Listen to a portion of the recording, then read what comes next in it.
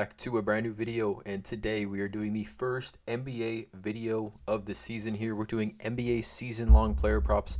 For this video, I'm going to give 4 total NBA season props here.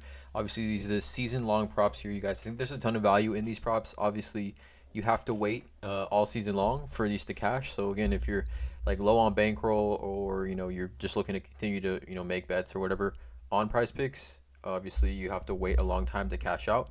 But I definitely think there is a ton of value in these. Again, before I get started, check out the link in the description below.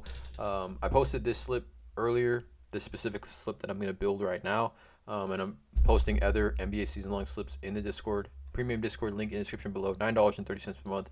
So I post all the plays I'm making on PrizePicks. We also have other premium cappers in there that post all their plays, research, and analysis. So yeah, let's get right into it, you guys. I got 4 NBA season long player props here for today's video. I'm gonna go into each one with a little bit of depth. Yeah, let's not waste any time. Let's just get right into it. So the first play is gonna be a Kyle Kuzma over 21.5 points per game average this season. We know Kyle Kuzma just got paid in the offseason, without question, the Wizards' highest paid player. Him and Jordan Poole should make a pretty fun combo to watch. I think that's a ton of offense, not a ton of defense here. But I like the spot for Kyle Kuzma, 21.5 points per game for him this season. Even last season, right, he averaged 21.2 points per game. We're basically betting on Kyle Kuzma to average zero point 0.4 more, zero point 0.4 more points per game than what he averaged last season, which should be a much bigger role here, right? No more Kristaps Porzingis and no more Bradley Beal.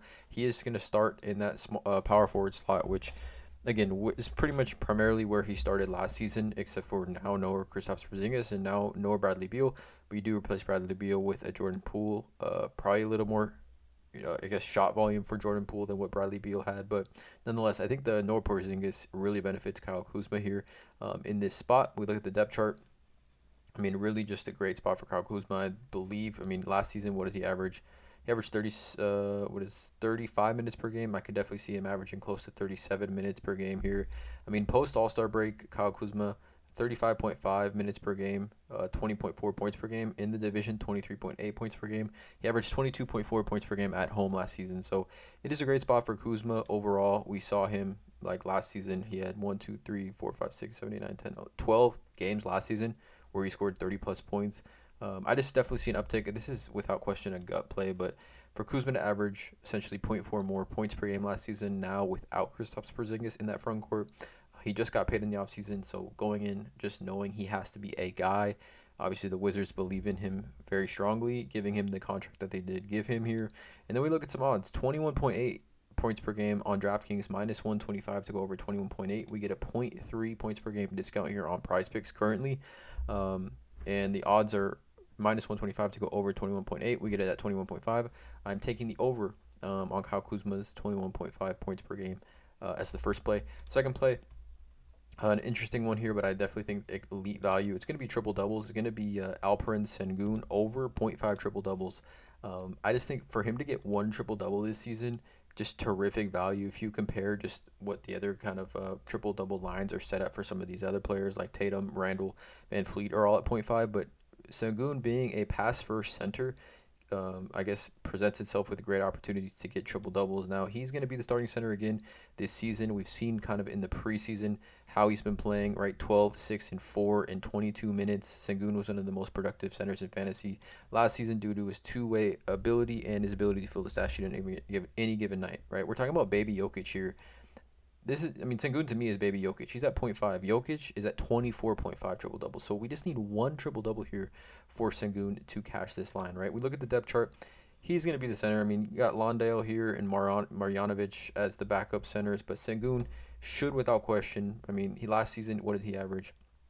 Post All-Star break, averaged 30 minutes per game. I can see him averaging, with Ime Udoka as the head coach now, him averaging close to 32 minutes. In his third season, we know historically players make a huge jump in the third season. And then just as far as his assists go, he's got such a better supporting cast this year. Fred VanVleet and Dylan Brooks in that starting lineup. Reggie Bullock, Cam Whitmore, Jabari Smith expected to make a significant jump, and then Amen Thompson. So he just has such a better supporter cast, which I think is going to help him as he is a pass first center. And we look at his game log last season, right? He had 2 triple doubles last year. and came very, very close with one, finished with 9 rebounds against the Sacramento Kings, but had 3 triple doubles last year with a much weaker supporter cast, obviously in his second year in the NBA. And even at the beginning of the year, right, he wasn't getting the type of minutes. I think they were doing weird things with his minutes overall last season. So for Sengun here, this is my favorite play on the board without question. At point 0.5 triple doubles, we need one single triple double from him this season. He had 2 last year, close to finishing with 3. Like I said, much better supporting cast, third year NBA jump, which is consistently happening to players every single year. Starting center for a team that's probably going to be playing really, really fast and should be in a ton of high scoring games. Yes, Sengun, my favorite play on the board, is over 0.5 season triple doubles. The third play here, we're going back to points per game. The next two are going to be points per game. We're going to go with Anthony Edwards over 26 points per game. I think he has a massive jump. I think he jumps into the top 10 NBA player conversation this season. We take a look at Anthony Edwards. Obviously, he made a crazy jump in the playoffs and made a crazy jump playing on the Team USA and the FIBA team this season. But he's made a jump every single year in the NBA: 19.3, 21.3, 24.6 last season, right? So it's debatably, without question, that Anthony Edwards cannot make a 1.4 points per game jump from last season to this season. We take a look at Anthony Edwards in the playoffs last year. He averaged 31.6 points per game in the playoffs. 31.6 points per game for Anthony Edwards in the playoffs, playing obviously a ton of minutes, close to 40 minutes, but 31.6. We know he became kind of the alpha dog, alpha player on Team USA this summer. I think he's going to come in with a ton of confidence here. And at 26 flat for Anthony Edwards, we look at DraftKings, they've got him at 26.3 minus 115. So we get a 0.3 points per game discount here. I think 26 just too low. I mean, if you're saying Anthony Edwards, which many people, not including including myself, but many people, professional insiders, professional NBA analysts, and things like that, are expecting Anthony Edwards to make a very, very significant jump this season as a player. He averaged 24.6 points per game last season, right? With the offense that I'm sure he's had, obviously with the confidence that he's built playing with Team USA, being the number one guy, being the go-to option on Team USA in that international competition, I'm expecting him to come into this NBA season ready to dominate. Just absolutely, I think, no question, he should go off. Like, playoffs, let's just look at his playoffs last season, his game log in the playoffs. Anthony Edwards, 29, 34, 36, 41, and 18. And I mean, I'm definitely expecting him to have some like huge, huge statement games this year where he goes off for 40 plus multiple times. So obviously, 0.3 discount compared to what it's at DraftKings at 26.3. Anthony Edwards at 26 points per game over is the third play here on this slip. And then the fourth one is going to be probably the riskiest one of the bunch, only because I definitely think there's like shutdown concerns and injury maybe concerns, but it's Wembanyama over 17 points per game. I just like this for a variety of reasons. One, we take a look at the odds. He's at minus 125 to go over 17.3 points per game, right? So we get a 0.3 discount, and the odds are on the over on that one. We look at Wembanyama in the preseason so far this season. In the preseason, you guys, 23 minutes, 23 points. 19 minutes, 20 points. So he's literally averaging well over 20 points per game in minimal minutes here. 10 for 15 from the field, 8 for 13 from the field.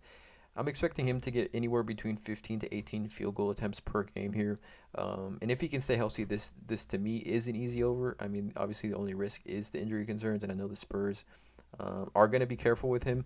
But if you go to like PrizePicks and you kind of look at how these I think if anything, it would be a DMP if he gets injured, right? But I think if he plays consistently the full season, this is an easy over.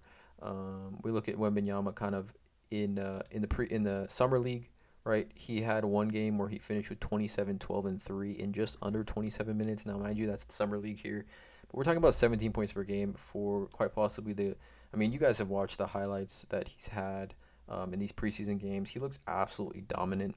Obviously, it's going to be tougher in the regular NBA season and things like that with the travel and the schedule and things like that. But 17 points per game, you guys, for Wembanyama, I just feel like that's way too low. I mean, this is a guy who averaged last season as like what, an 18-year-old in Pro League in France, 21.6 points per game. Obviously, historically, everyone says the NBA is much easier league to score in.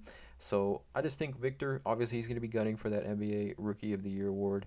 The depth chart presents itself a great opportunity here as well for him to just dominate I definitely see him getting close to 30 minutes per game, 28 to 30 minutes per game, especially to start the season. They're obviously going to be careful with him, but 17 points per game for Wembanyama just seems too low. So here are the 4 plays for this NBA season-long slip here. 21.5 points per game over for Kyle Kuzma. Alperen Sengun over zero point 0.5 season triple-doubles, my favorite play. Anthony Edwards over 26 points per game average, and then Wembanyama over 17 points per game average. Let me know in the comments below how you guys feel about these 4 plays here. Again, if you're locking in this slip, drop a comment below. Obviously, we'll have to come back to this when the season's over and see how it is, see if it cashed. But drop a like, you guys. Hit that subscribe button all season long, dropping NBA content. Every single day, there's NBA games. I'm dropping a video with 2 player props that I do like for that day. Again, drop a like, hit that subscribe button, and as always, let's cash.